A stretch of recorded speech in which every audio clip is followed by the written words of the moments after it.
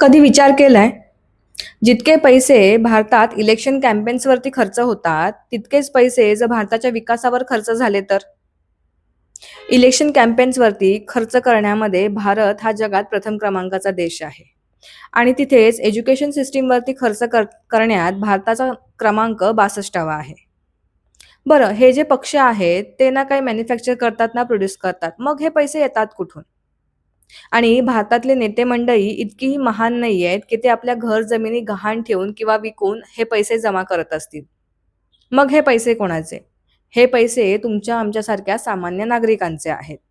ज्या पैशातून चांगल्या सुविधा मिळाल्या असत्या, गावांमध्ये चांगले रस्ते, हॉस्पिटल्स, शाळा, पाण्याच्या व्यवस्था झाली असती, त्याच पैशातून ही नेते मंडळी आपल्याला कस्टमाइज्ड टी-शर्ट्स आणि टोप्या देतात आणि आपणही त्या टोप्यांमध्ये खुश होऊन जातो.